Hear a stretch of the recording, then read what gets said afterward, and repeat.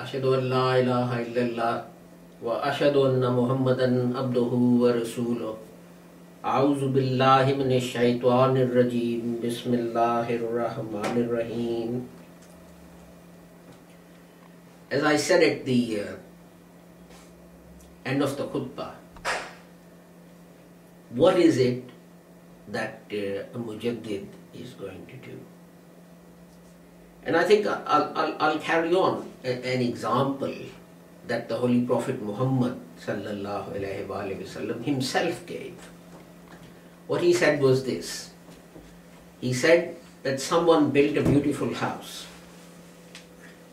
and people looked at that house and they said, you know, this is a very nice place.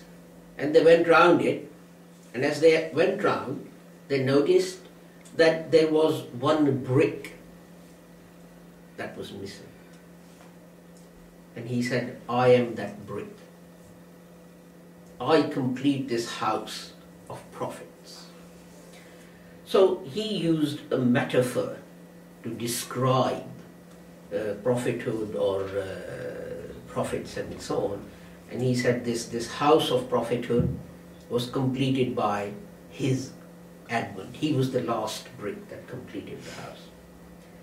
Now what I want to do is, I want to take that example that was given by the Holy Prophet Muhammad sallallahu alaihi wasallam and take it further.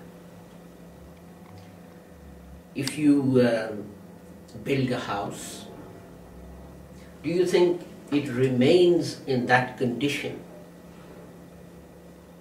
if you don't paint it, if you don't clean it, if you don't renovate it? No, of course it doesn't. The house falls into disrepair. And once it falls into disrepair, you get dust, you get dirt, you get damp coming through the from the ground. Maybe some slates or tiles go missing from the roof, and the rain gets in and spoils the plaster and the paint and the wallpaper and everything that is making that house beautiful. So every now and then, what you need to do is, you need to clean that house. You need to clean away all the cobwebs. You need to basically reverse all the changes that have taken place. It's a very apt example, you see, because what happens is that this house is attacked by external forces. And in our case, the external forces are the society that we live in. I was at a meeting, and a Christian minister came to me and he said, is it really true that Muslims are required to pray 5 times a day? And I said, yes, it is. And he said, well, that's a lot of praying. The jobs we have. When I was at university, I lived in a students' hostel, and there were a few Muslims there, some Arab, Iranians from Pakistan and so on.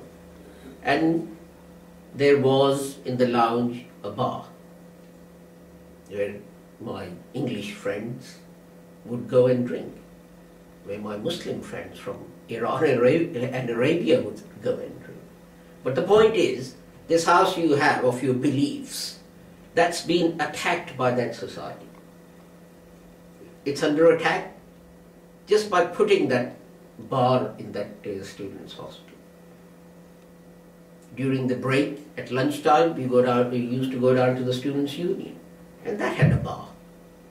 And sometimes my friends who were all English would go and have a drink and so on and so forth. All these temptations, all these articles in the newspapers, all these programs on television,